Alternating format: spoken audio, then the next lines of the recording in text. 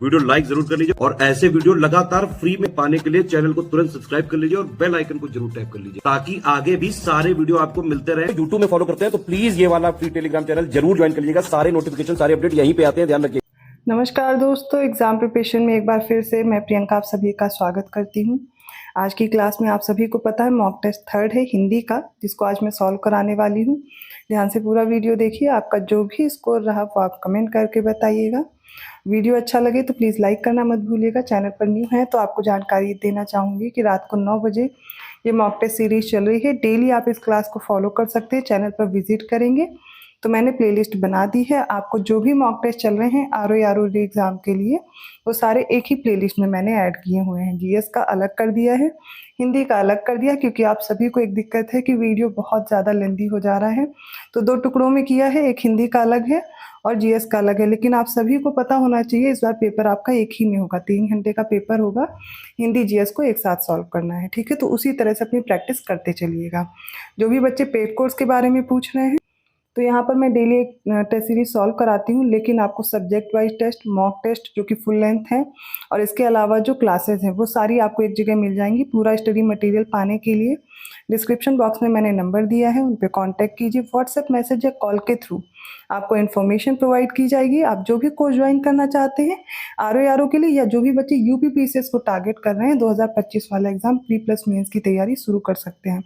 अभी जो वक्त है 3 महीने का लगभग, तो उसमें ध्यान से पढ़ाई में जुट जाइए और इस एग्ज़ाम को क्रैक करना है। तो एग्ज़ाम ओरिएंटेड आप कंटेंट को फॉलो कीजिए। करंट अफेयर हो या जीएस का जो सेक्शन हो, साथ में हिंदी बहुत बड़ा रोल प्ले करेगी। तो आपको कोशिश करना है कि हिंदी में कैसा भी पेपर है उसको भी आप अच्छा स्कोर कर पाए, क्योंकि लगभग बच्चे हिंदी में अच्छा स्कोर करते ही हैं। तो कोर्स से रिलेटेड छोटी सी जानकारी दी है आपको। आपको अब आगे की टेस्ट सीरीज सॉल्व करना है मेरे साथ। किसी भी क्वेश्चन में कंफ्यूजन होती है आप कमेंट करके क्वेश्चन नंबर लेकिन ज़रूर मेंशन किया कीजिए। जैसे कोई जीएस में मुझे बताता है या हिंदी में भी बताता है, तो मैं समझ नहीं पाती हूँ आप कौन से क्वेश्चन की बात कर रहे हो, कहाँ पे कंफ्यूजन है, फिर पूरा पेपर देखना हो जाता है। तो आप लोग क्वेश्चन नंबर जरूर डाला कीजिए जहाँ पे भी कंफ्यूजन है, ठीक है। तो चलिए आज की क्लास स्टार्ट करते हैं। पहला प्रश्न देखिए क्या पूछा गया है। अधर शब्द का उचित पर्याय क्या होगा। ऑप्शन ए है रतछद, ऑप्शन बी रतपुट, ऑप्शन सी है राजवाह, और ऑप्शन डी में दिया गया ए और बी दोनों। अधर का मतलब ऊंट से है, तो ऊंट के लिए क्या पर्यायवाची होंगे, तो रदच्छद भी होगा और रदपुट भी होगा। और ऑप्शन हम यहाँ पर डी करेक्ट करेंगे, क्योंकि ए और बी दोनों इसके सही उत्तर होंगे। ये जो राजवाह दिया गया है ये अश्व या घोड़े का पर्यायवाची होगा। किसका, अश्व का, ठीक है। अगला प्रश्न देखते हैं। वैशाख नंदन और चक्रीवान हेतु सही पर्यायवाची क्या होगा। ऑप्शन देखते हैं क्या दिए गए हैं। ऑप्शन में गरुड़ है, गधा है, गणेश है और विष्णु है। तो देखिए वैशाख नंदन और चक्रीवान, इनका सही पर्यायवाची क्या होगा, तो गधा होगा, ऑप्शन बी, ठीक है। गर्दभ, गधा, वैशाख नंदन, चक्रीवान, ये सारे इसके पर्यायवाची होंगे, ठीक है। ऑप्शन बी यहाँ पर करेक्ट हो जाएगा। तीसरा प्रश्न देखिए। झरना और तन्मय दोनों शब्दों हेतु क्रमशः पर्यायवाची बताना है। ऑप्शन ए है अंबुपात और आबासार, आबसार है, बी है लवलीन और लीन, सी है आबसार और लवलीन, और ऑप्शन डी है इनमें से कोई नहीं। तो देखिए झरना के पर्यायवाची हो जाएंगे आबसार और अंबुपात, ठीक है। ऑप्शन कौन सा करेक्ट होगा यहाँ पर, तो जो झरना का पूछा गया है तो झरना का आबसार और अंबुपात होता है, लेकिन हमें देखना है कि तन्मय के पर्यायवाची कौन है, क्योंकि दोनों के पूछे गए हैं। तो आबसार और अंबुपात तो झरना के हैं, तो पहला ऑप्शन नहीं हो सकता। लवलीन और लीन ये होते हैं तन्मय के पर्यायवाची, तो ये भी ऑप्शन नहीं होगा। दोनों के किस में दिए गए हैं, ऑप्शन सी में, झरना का आबसार और तन्मय का लवलीन। चौथा प्रश्न देखिए। विभत्सुर, विजयी और किरीटी श्वेत शब्द किसके पर्यायवाची हैं। धनंजय के, धनुर्धर के, धनवान के, या फिर ऑप्शन डी है इनमें से कोई नहीं। इसका सही उत्तर हो जाएगा ऑप्शन ए, ये पर्यायवाची हैं धनंजय के। फिफ्थ क्वेश्चन में पूछा गया पंख का पर्यायवाची क्या होगा। करदम, डोंगी, द्रोणी या फिर सफीना। पंख का मतलब होता है कीचड़, कीचड़ कीच हो गया, करदम हो गए, ये सारे पंख के पर्यायवाची होंगे। ऑप्शन ए करेक्ट है। डोंगी हो, द्रोणी हो या सफीना हो, ये सारे किसके पर्यायवाची हैं, तो नौका के, नाव के पर्यायवाची हैं, ठीक है। सिक्स्थ क्वेश्चन है परिचर्या अर्थात मतलब परिचर्या का क्या अर्थ होगा। मुसाफिर, पथिक, शुश्रूषा या फिर लुब्धक। परिचर्या का जो अर्थ हो जाएगा वो होगा शुश्रूषा। और ये भी देख लीजिएगा ये लिखा कैसे जाता है। मुसाफिर या पथिक ये पर्याय हो जाते हैं बटाऊ के, और लुब्धक का पर्यायवाची है बहेलिया। 7वां क्वेश्चन है मसौदा का क्या अर्थ है? पांडुलिपि, प्रालेख, हस्तलिपि या एक से अधिक सत्य हैं। तो मसौदा के लिए पांडुलिपि, प्रालेख ये सारे किसके पर्यायवाची होंगे? मसौदा के होंगे। ऑप्शन डी यहाँ पर हम चूज करेंगे। 8वां क्वेश्चन देखिए, व्यभिचारिणी का उचित पर्याय क्या है? मंजुलता, स्वैरिणी या पुंचली या फिर एकाधिक सत्य हैं। व्यभिचारिणी का हो जाएगा स्वैरिणी, पुंचली, और इसमें जो सही उत्तर हम चूज करेंगे ऑप्शन डी, क्योंकि कई इसमें करेक्ट है। मंजुलता किसका है? ये शोभा का होता है। मंजुलता और मनोहरता ये शोभा के पर्यायवाची होते हैं। स्वैरिणी और पुंचली ये किसके हैं? ये व्यभिचारिणी के पर्यायवाची होंगे। 9वां क्वेश्चन देखिए, पिष्ट पोषण और पक्ष पोषण इनके लिए कौन सा पर्यायवाची है? समर्थन, समन्वय, समीक्षा या फिर सुविधा। तो देखिए पिष्ट पोषण पूछा गया और पक्ष पोषण पूछा गया है। देखिए इसका सही उत्तर क्या हो जाएगा? तो समर्थन के लिए क्या होगा? समर्थन का पर्याय होता है मंडन, पिष्ट पोषण, पक्ष पोषण, इसलिए सही उत्तर हम ऑप्शन ए को चूज करेंगे। ठीक है, ये दोनों किसके उचित पर्याय हैं? समर्थन के हैं। 10वां प्रश्न देखिए, दो पर्वतों के बीच की जो घाटी का मध्य भाग है द्रोणी, इस शब्द का प्रयोग किया जाता है। उपर्युक्त रेखांकित जो शब्द है द्रोणी, इसका सही पर्यायवाची क्या होगा? कटपथ, घाटी या फिर डोकिया। इसका सही उत्तर देखिए, जो दो पर्वतों के बीच की घाटी होती है उसका मध्य भाग द्रोणी कहलाता है, और द्रोणी के पर्यायवाची में कटपथ भी आता है और डोकिया भी आता है। इसका सही उत्तर क्या होगा? ऑप्शन डी, एक से अधिक उत्तर सही होंगे। 11वां क्वेश्चन है, निम्नलिखित शब्दों में से तत्सम शब्द कौन सा नहीं है? अगले टॉपिक की ओर बढ़ चुके हैं। उद्घाटन, उल्लूखन, उखल या फिर अवश्याय। कौन सा तत्सम नहीं है? उद्घाटन उघाड़ना का तत्सम है, पहला उत्तर नहीं होगा। उल्लूखन ओखली का तत्सम है, और जो उद्खल है ये उखल का तत्सम है। अवश्याय ये किसका है? ये हो जाएगा ओस का तत्सम। किसका है? ओस का। एक मिनट में सही से लिख देती हूँ, ओस। ठीक है, अवश्याय।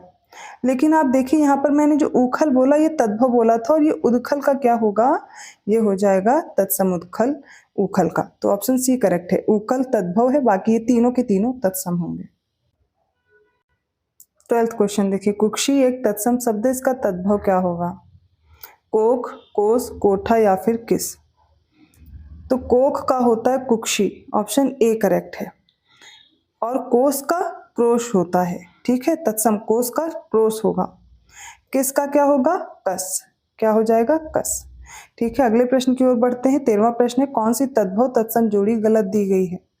ऑप्शन ए है चना का चड़क होगा, घूंघट का तत्सम दिया गया गुंठन या अवगुंठन, सी है परस का पर्श, और छीन का क्षीण। कोई एक तत्सम तद्भव की जोड़ी गलत है। चना का तत्सम होता है चणक, बिल्कुल सही है। घूंघट का गुंठन या अवगुंठन होता है, ये भी सही है। परस का स्पर्श होता है, पर्स नहीं होता, स्पर्श होता है। स्पर्श का क्या हो जाएगा? परस तद्भव। क्षीण का क्षीण होता है, ऑप्शन सी यहाँ पर करेक्ट होगा। 14वां क्वेश्चन देखिए, तांबुलिक का तद्भव रूप क्या होगा? तमोली, तांबा या फिर तंदुल। ऑप्शन डी है इनमें से कोई भी नहीं। इसका सही उत्तर हो जाएगा ऑप्शन ए। तो तांबुलिक का तद्भव तमोली होता है। तांबुलिक एक तत्सम शब्द है। तांबा का ताम्र होता है तत्सम। तंदुल का यहाँ पर देखेंगे, तंदुल क्या है? एक तरह का तत्सम शब्द है, इसका तद्भव क्या होगा? तेदुल होता है, तेदुल। ठीक है, 15वां प्रश्न देखिए, कौन सा तत्सम शब्द नहीं है? त्रोटन, तितरी, दंष्ट्रिका या फिर नेह। कोई एक है जो तत्सम नहीं है। तो त्रोटन किसका तत्सम है? तोड़ना का, तो ये उत्तर नहीं होगा। तितरी तीतर को बोलते हैं, तीतर का तद्भव तितरी है। दंष्ट्रिका का क्या होगा? तो दंष्ट्रिका देख लीजिए, दाढ़ी का होता है तत्सम दंष्ट्रिका। लेकिन नेह का क्या होगा? नेह का स्नेह होता है, और हमसे उत्तर पूछा गया, ये ऑप्शन डी हो जाएगा। ये नेह क्या है? ये तद्भव है, और इसका तत्सम स्नेह होता है, बाकी सारे तत्सम है। 16वां क्वेश्चन देखिए, कौन सा शब्द तद्भव नहीं है? ऑप्शन ए है नाती, ऑप्शन बी है पाती, ऑप्शन सी है पंक्ति, और ऑप्शन डी है फोड़ा। तद्भव नहीं है मतलब हमें तत्सम बताना है। नाती का तत्सम नप्त्र होता है, नप्त्र। ठीक, ऐसे लिखते हैं, ये ना है। नेक्स्ट देख लीजिए, मैं फिर से सही से लिख देती हूँ, वरना आप लोग कहेंगे मैम सही से आप लिखती ही नहीं हैं। तो ये रहा नृत्य। ठीक है, पाती का क्या होगा? पत्रिका। पंक्ति क्या है? पंक्ति एक तत्सम शब्द है, इसका तद्भव पंगत होता है, ऑप्शन सी करेक्ट होगा। फोड़ा का तत्सम स्फोट होता है। 17th क्वेश्चन देखिए, बटेर और मसा का तद्भव ढूंढेंगे। ऑप्शन ए वर्कर और मसक, ऑप्शन बी बर्तक और मस्तक, ऑप्शन सी वर्कर और मस्तक, और ऑप्शन डी है बर्तक और मसक। तो देखिए इसमें क्या उत्तर होगा? बटेर का क्या होता है? बर्तक होता है, बर्तक। और मसा का मशक होता है। बर्तक और मशक हमें दिया गया है ऑप्शन डी में, यही सही उत्तर हो जाएगा। ठीक है, मस्तक किसका होता है? माथा का होता है। ठीक है, मस्तक तत्सम है माथा का। उसके अलावा जो वर्कर है या वक्रर है, ये बकरा का होता है। ठीक है जी। 18th क्वेश्चन देखिए, कौन सा एक शब्द तद्भव नहीं है? बजरंग, परसु, प्यास या फिर परख। तो तत्सम कौन सा ये पूछा गया है, तद्भव नहीं है। तो बजरंग कैसा शब्द है? बजरंग याद रखिए, बजरंग एक तद्भव शब्द है और इसका हो जाए बजरांग, इसका तत्सम क्या हो जाएगा? बजरांग। परसु, परसु कैसा शब्द है? परसु एक तत्सम शब्द है। हाँ, तो यही हमारा सही उत्तर है, क्योंकि हमसे तत्सम ही पूछा गया है। तत्सम तद्भव में थोड़ा कंफ्यूजन हो जाता है। तो परसु क्या होगा? परसु फरुआ या फिर फरसा का क्या होता है? तत्सम होता है। प्यास का तत्सम क्या होगा? पिपासा। परख का परीक्षा। ठीक है, यहाँ पर ऑप्शन बी करेक्ट है। 19वां प्रश्न देखिए, निम्नलिखित में से तद्भव कौन सा है? उपरी, नैहर, प्रागुण या फिर निर्वहन। इसका सही उत्तर होगा ऑप्शन बी। तो नैहर एक तद्भव शब्द है जिसका तत्सम होता ज्ञातिगृह। क्या होगा? ज्ञातिगृह। उपरी का, उपरी किसका तत्सम है? पर का। और जो प्रागुण है वो पाहुना का तत्सम है। निर्वहन का तद्भव होगा निभाना। ठीक है, 20वां प्रश्न देखते हैं। गोद एक तद्भव शब्द है, इसके लिए सही तत्सम क्या होगा? गोधा, क्रोध, गोह या फिर गाद। इसका सही उत्तर हो जाएगा ऑप्शन बी क्रोध। तो गोद का तत्सम होता है क्रोध। ठीक है, गोधा क्या है? गोधा एक तत्सम है, किसका होता है? गोह का होता है। गोह का गोधा होता है। ठीक है, और आगे बढ़ते हैं 21वें प्रश्न की ओर। निम्नलिखित में से अशुद्ध वाक्य का चयन करना है। वाक्य शुद्धिकरण में आ चुके हैं। पहला ऑप्शन क्या है? कल से अखबार में छपने की व्यवस्था का प्रबंध कर दें। यहाँ पर व्यवस्था होना चाहिए। ठीक है, बी है उनकी महिला भी उनके साथ आई है। नेक्स्ट है इस समस्या का निराकरण क्या हो सकता है। और डी है महात्मा गांधी के संदेश से देश सर्वाधिक प्रभावित हुआ। अशुद्ध चुनना है। इसका सही उत्तर होगा ऑप्शन बी, उनकी महिला नहीं होती, उनकी पत्नी होगा। उनकी पत्नी भी उनके साथ आई है, इसलिए ये गलत हो गया। समस्या का निराकरण होता है, बिल्कुल सही दिया गया है। ठीक है, समस्या का निराकरण होता है और शंका का समाधान लिखा होता है। महात्मा गांधी के संदेश से देश सर्वाधिक प्रभावित हुआ, सही है। और कल से अखबार में छपने की व्यवस्था का प्रबंध कर दें। छपने की व्यवस्था का प्रबंध कर दें। हाँ, कुछ ऐसे यहाँ पे कुछ मिस्टेक है, वो मैं आपको करेक्ट करवा दूंगी। ठीक है, तो बाकी सारे करेक्ट दिए गए हैं। 22वां प्रश्न देखिए, तुम और तुम्हारे मित्रों को मैं खूब जानता हूँ। इस वाक्य में कैसी त्रुटि है? संज्ञा संबंधी, सर्वनाम संबंधी, क्रिया संबंधी और या फिर विशेषण संबंधी। देखिए इसका क्या होगा? तुम और तुम्हारे मित्रों को मैं अच्छी तरह जानता हूँ। यहाँ पर खूब क्या हो गया? गलत हो गया। मैंने क्या बोला? अच्छी तरह जानता हूँ। कभी आप बोलते हो खूब जानता हूँ, ये गलत है। अगर आप यूज करते हैं तो ये गलत है। इसमें सर्वनाम संबंधी अशुद्धि है, ऑप्शन बी सही होगा। 23वां प्रश्न देखिए, इस वस्तु का मूल्य नापा या तोला नहीं जा सकता। ठीक है, इसका शुद्ध वाक्य क्या होगा और कैसी त्रुटि है वो देखना है। संज्ञा संबंधी त्रुटि है, सर्वनाम संबंधी है, क्रिया संबंधी या क्रिया के वचन संबंधी त्रुटि है। ऐसा प्रश्न पिछली बार भी करा चुकी हूँ। तो इस वस्तु का मूल्य आंका नहीं जा सकता। ठीक है, किसी वस्तु का मूल्य आंकते हैं, ना कि नापते तोलते हैं। कोई नापने तोलने वाली चीज तो है नहीं।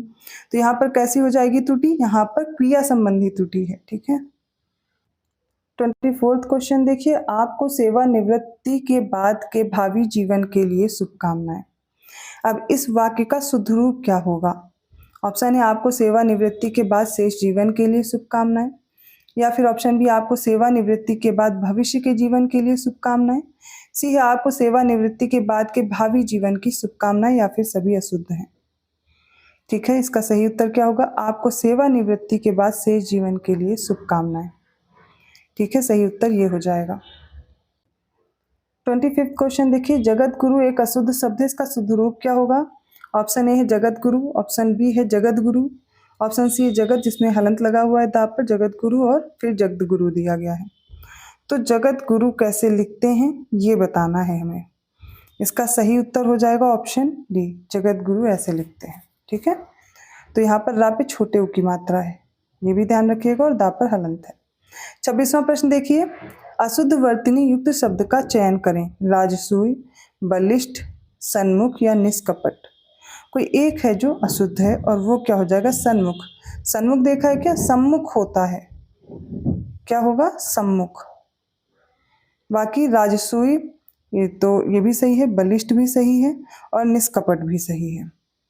27वां प्रश्न देखिए, कृतंगी एक अशुद्ध शब्द है, इसमें कैसा दोष है? समास संबंधी, व्यंजन संबंधी, स्वर संबंधी या स्वर मात्रा संबंधी। इसका सही उत्तर क्या हो जाएगा? इसमें समास संबंधी अशुद्धि है। क्यों? क्योंकि क्या लिखते हैं? कृतघ्न लिखते हैं, ना कि कृतंगी, कृतघ्न। ठीक है, ये हो गया कृतघ्न। जिसको नहीं समझ आ रहा फिर से एक बार देख लीजिए, ज्यादातर आपने ऐसे लिखा देखा होगा। ठीक है, कृतज्ञ। 28वां प्रश्न देखिए, मजदूरों में रोष था इसलिए उसने घेराव किया। उपर्युक्त वाक्य में कैसा दोष है? विशेषण संबंधी, पदक्रम संबंधी, पुनरुक्ति संबंधी या फिर क्रिया संबंधी। सही उत्तर होगा ऑप्शन सी, पुनरुक्ति संबंधी है, क्योंकि यहाँ पर होना चाहिए था मजदूरों में रोष था इसलिए उन्होंने घेराव किया, ना कि उसने। यहाँ पर पुनरुक्ति संबंधी अशुद्धि हो जाएगी। 29वां क्वेश्चन है, भागवत प्रेम तत्कालिक, पैतृक, कृत्रिम जैसे शब्द युग्मों में त्रुटि है, किस प्रकार की त्रुटि है बताना है। पहले तो इनको लिखेंगे कैसे वो पता होना चाहिए। तो भागवत प्रेम यहाँ पर दिया गया, हो जाएगा भगवत प्रेम। भगवत प्रेम कैसे लिखते हैं वो देख लीजिए, भगवत प्रेम पहला समझ में आ गया होगा। नेक्स्ट है तत्कालिक दिया गया, तात्कालिक होता है, ता पर बड़ा की मात्रा होती है, तात्कालिक। ठीक है, फिर आता है पैतृक, ये वाला त्रानी री की मात्रा लगती है, पैतृक। समझ आया? कृत्रिम में भी गलती है, कृत्रिम कैसे लिखते हैं? ये रहा कृत्रिम। तो इसमें कैसी त्रुटि हो जाएगी? ये होगी प्रत्यय संबंधी, ऑप्शन ए करेक्ट है। 30वां प्रश्न देखिए, निम्नलिखित अशुद्ध और शुद्ध युग्मों में से गलत का चुनाव करें। ऑप्शन ए है अष्टावक्र, अष्टवक्र लिखते हैं। आकृष्ट को इस तरीके से लिखते हैं, औचित्य और किरीट, इनमें से कोई एक है अशुद्ध, वो हमें युग्म ढूंढना है। देखिए सही उत्तर क्या हो जाएगा? इसका राइट आंसर होगा ऑप्शन ए, क्योंकि ये शुद्ध होगा और ये अशुद्ध होगा, बाकी सारे पेयर करेक्ट दिए गए हैं। आकृष्ट इस तरीके से लिखते हैं, औचित्य ये हो गया, किरीट ये हो गया, लेकिन ये शुद्ध नहीं है। अष्टावक्र कैसे लिखते हैं?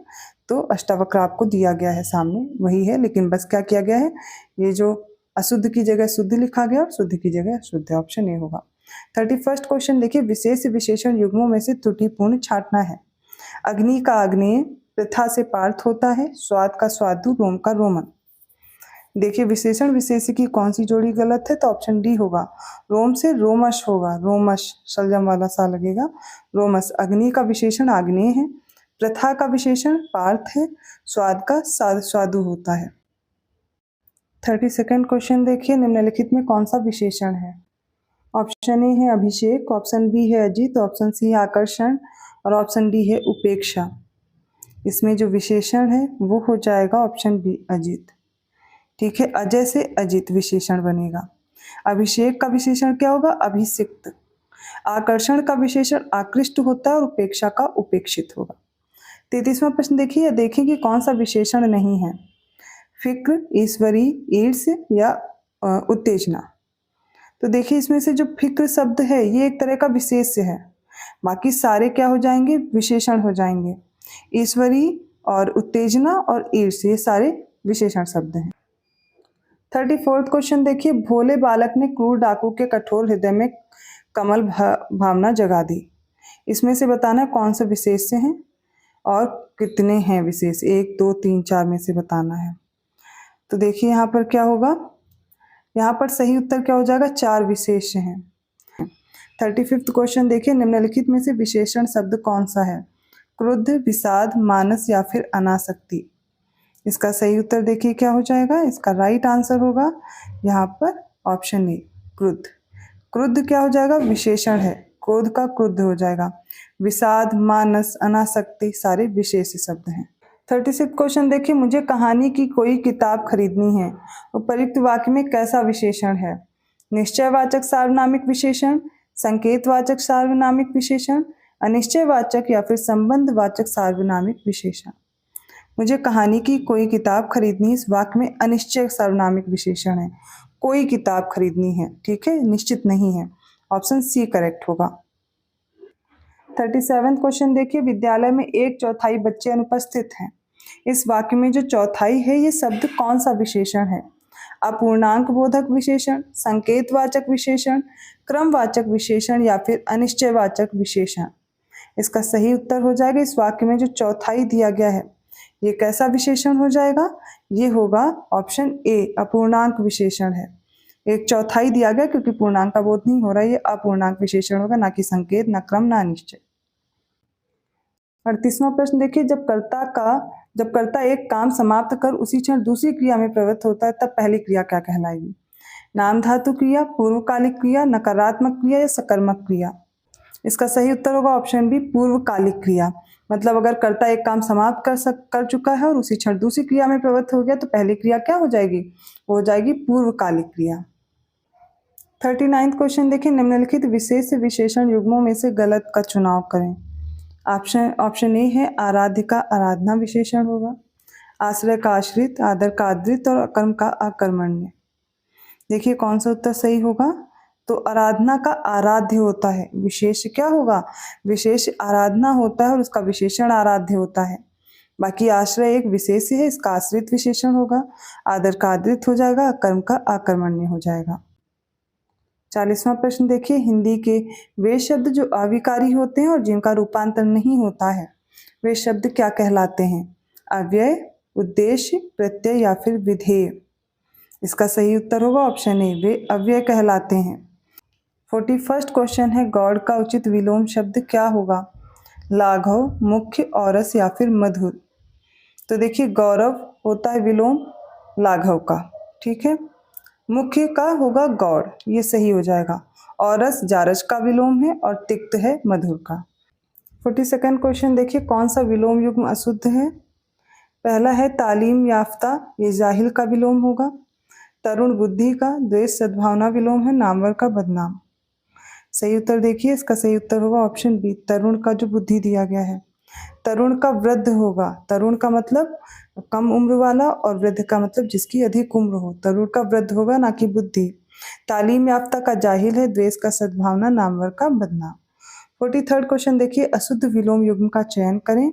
दुष्कर का सुकर है, निषिद्ध का अदिष्ट है, पृथक का संयुक्त है और पुष्ट का क्षीण है। इसका सही जो विलोम होगा वो दुष्कर का सुकर होगा, निषिद्ध का अदिष्ट होता है, पृथक का संयुक्त होता है, लेकिन पुष्ट का क्षीण होगा, ना कि दुष्ट होगा। 44वां क्वेश्चन देखिए, निम्न में से कौन सा विलोम युग्म अशुद्ध है? प्रशंसा भर्त्सना, रिद्धि सिद्धि, तन्वंगी और स्थूलंगी और ओत प्रोत का विहीन। देखिए इसका सही उत्तर क्या होगा? ऑप्शन बी होगा, रिद्धि का जो सिद्धि दिया गया है, रिद्धि का विपन्न होता है, बाकी सही है। प्रशंसा का भर्त्सना, तन्वंगी का स्थूलंगी, ओत प्रोत का विहीन। 45वां क्वेश्चन देखिए, धवल का विलोम नहीं है। ऑप्शन ए कृष्ण, श्वेत, शुक्ल या एक से अधिक सत्य हैं। तो धवल का विलोम क्या क्या नहीं होगा, इसमें से देखिए और उत्तर दीजिए। राइट आंसर होगा ऑप्शन डी, क्यों एक से अधिक सत्य हैं? तो धवल का पर्यायवाची है श्वेत, सफेद या शुक्ल, लेकिन धवल का विलोम क्या हो जाएगा? वो हो जाएगा कृष्ण। कृष्ण तो है कौन से नहीं, हमसे ये पूछा गया था, श्वेत और शुक्ल, इसके क्या होंगे? पर्यायवाची होंगे, और यही ऑप्शन डी करेक्ट हो जाएगा। 46वां क्वेश्चन देखिए, कौन सा विलोम युग्म अशुद्ध है? फुल्ल का म्लान है, दिवा का निशी है, मुदित का अनुमोदित है और सिक्का नख है।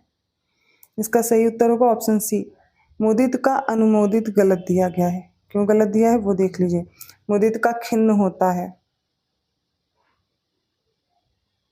बाकी सही है। फुल्ल का म्लान, दिवा का निशी, सिक्का नख। 47वां क्वेश्चन देखिए, कौन सा विलोम युग्म अशुद्ध है?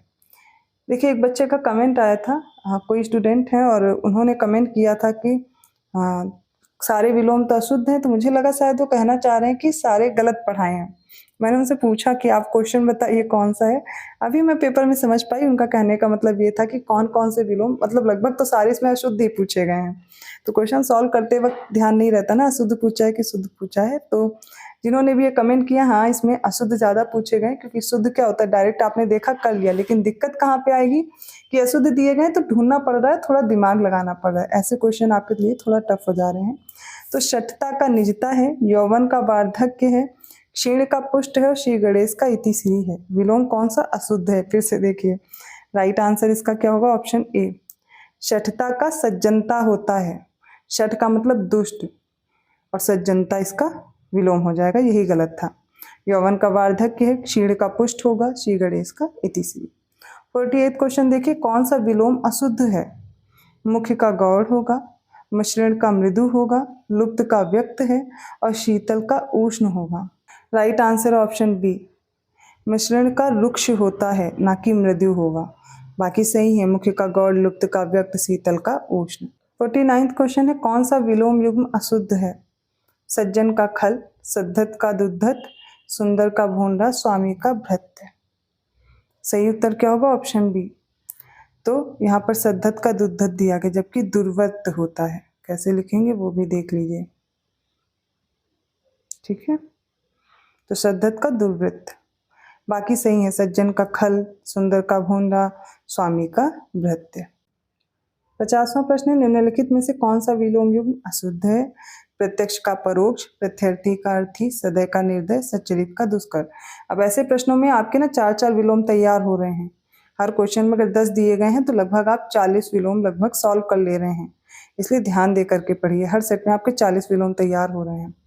प्रत्यक्ष का परोक्ष सही है, प्रत्यर्थी का अर्थी, सदय का निर्दय, सच्चरित का क्या होगा, दुष्चरित।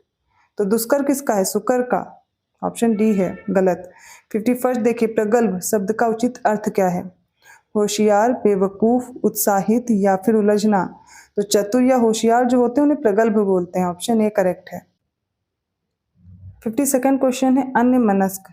इस शब्द के लिए सही अर्थ क्या होगा। किसी और स्थान पर, जिसका मन किसी दूसरी ओर लगा हो, सामान्य या व्यापक नियम के विरुद्ध और जिस पर अपकार किया गया हो।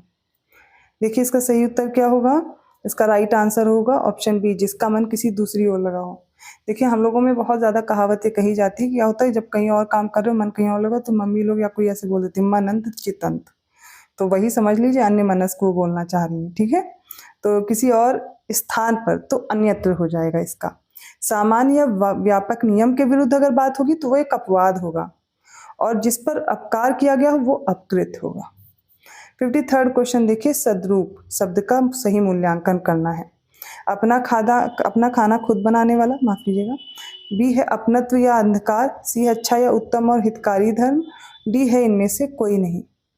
इसका सही उत्तर क्या होगा, ऑप्शन सी। सद्रूप का अर्थ होता है अच्छा या उत्तम और हितकारी धर्म, ठीक है। स्वयं पाकी हो जाता है अगर अपना खाना खुद बनाते हैं, अगर आप अपना खाना खुद बना रहे हैं तो आप क्या हैं, स्वयं पाकी हैं। अपनत्व या फिर अंधकार, ये क्या होगा, स्वत्व हो जाएगा। 54th क्वेश्चन ध्यान से देखिए, आकाश वृत्ति शब्द का सही अर्थ क्या होगा। ऑप्शन ए है निश्चित जीविका, ऑप्शन बी अनिश्चित जीविका, ऑप्शन सी आकाश में चमकने वाली बिजली, ऑप्शन डी है आकाश का रात का नज़ारा। आकाश वृत्ति का मतलब है अनिश्चित जीविका, जिसकी जीविका का जो अर्जन है, जो मतलब वो अपना कमा रहा है, उसका कोई अता पता ना हो, अनिश्चित जीविका आकाश वृत्ति कहलाती है। 55th क्वेश्चन देखिए, उत्तर देकर खंडन करना क्या कहलाता है। तितीर्षु, प्रत्युक्त, प्रत्यूष या निशीथ। तो देखिए इसका सही उत्तर क्या होगा, ऑप्शन बी हो जाएगा, प्रत्युक्त। किसी का उत्तर देकर के खंडन करना प्रत्युक्त कहलाता है। तैर कर पार करने की इच्छा, तितीर्षु, ठीक है। आगे देखते हैं, निशीथ मतलब रात्रि का समय, मैंने आपको पढ़ाया हुआ है।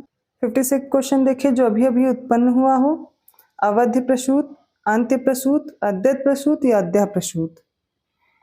देखिए जो अभी अभी उत्पन्न हुआ हो उसे अद्या प्रसूत बोलते हैं। और इसके अलावा अवध्य प्रसूत का मतलब क्या है, अवध्य का मतलब होता है, प्रसूत नहीं, अवध्य का मतलब हो जिसे मारना उचित ना हो, ठीक है। तो यहाँ पर ऑप्शन डी करेक्ट होगा। अगला प्रश्न देखते हैं 57, निम्नलिखित में से गलत विकल्प का चयन करें। अधिक समय तक जीते रहने की जो इच्छा है, इच्छुक है, व्यक्ति है, उसे क्या कहते हैं? जिगीसा। जो वश में ना हुआ हो, अनायत। जान से मारने की इच्छा, जिघांसा। और जो वृद्ध होने के कारण जर्जर हो गया हो, जराजीन। कोई एक क्या होगा? गलत है। तो अधिक समय तक जीते रहने का जो इच्छुक है वो जिजीविषु है। क्या है? जिजीविषु है, ना कि जिगीसा है। अधिक समय तक जीते रहने की इच्छा क्या कहलाएगी? जिजीविषा। और यहाँ पर जो इच्छुक है वो जिजीविषु है। अनायत, जो वश में ना हुआ हो। जीतने की इच्छा क्या है? जीतने की इच्छा, जिगीसा। ठीक है। और जान से मारने की इच्छा, जिगांसा है। और जो वृद्ध होने के कारण जर्जर हो गया हो, जराजीन। ये प्रश्न अभी हम लोग कर चुके हैं, जिसका उत्तर देकर खंडन किया गया हो। प्रत्युत्तर, प्रत्युक्त या प्रत्युच्चार। अभी पढ़ा हुआ, लेकिन फिर भी दिक्कत हो रही होगी। इसका सही उत्तर हो जाएगा ऑप्शन बी, प्रत्युक्त होता है। प्रत्युत्तर का मतलब उत्तर मिलने पर दिया हुआ उत्तर, और पुनः उच्चारण करना प्रत्युच्चार कहलाता है। 59वां क्वेश्चन देखिए, कुलाल शब्द का सटीक अर्थ क्या है? शराब, जंगल, सरस्वती, शराब विक्रेता। इसका सही उत्तर होगा ऑप्शन डी, शराब विक्रेता। आपसे उसको कुलाल बोलिएगा। ठीक है। आगे देखते हैं, शराब कादम्बरी होगा। सरस्वती गिरा होती है, गिरा भी बोलते हैं, पर्याय होता है। जंगल का कांतार होता है। ठीक है। अगला देखते हैं, अद्भुत। अद्भुत का अर्थ क्या है? ना दोहराया गया हो, निडर, निरोग या कुम्हार। तो अद्भुत का मतलब होता है निडर। जो ना दोहराया गया हो वो अनावर्त है। निरोग का क्या होगा? अगध। और कुम्हार कलाल को बोलते हैं। तो आज के सेट के 60 क्वेश्चन कंप्लीट होते हैं। किसी क्वेश्चन में डाउट हो तो आप कमेंट करके पूछ सकते हैं, मैं फिर से एक्सप्लेन कर दूंगी, किसी में डाउट नहीं रहना चाहिए। वीडियो अच्छा लगा तो प्लीज़ लाइक जरूर कीजिए। आपको ये क्लास कैसी लगी कमेंट करके बताइएगा। वीडियो अच्छा लगा तो प्लीज़ लाइक जरूर कीजिए, चैनल को सब्सक्राइब कीजिए और लोगों को शेयर करते रहिए। ऐसे ही मोस्ट इंपॉर्टेंट MCQs के साथ नया सेट लेकर के मैं मिलती हूँ अगली क्लास में।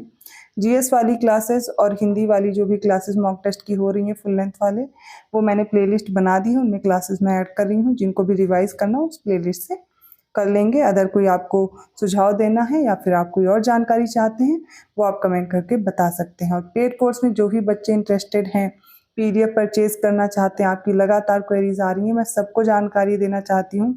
अगर आप अभी भी तैयारी और बेहतर ढंग से करना चाहते हैं, सिलेक्शन सुनिश्चित करना चाहते हैं, तो स्टडी फॉर सिविल सर्विसेज का आप कोर्स ज्वाइन कर सकते हैं। डिस्क्रिप्शन बॉक्स में मैंने नंबर प्रोवाइड किया है, व्हाट्सएप मैसेज कीजिए, कॉल कीजिए, आपको आसानी से इन्फॉर्मेशन मिल जाएगी और अपने कोर्स को परचेज कर पाएंगे।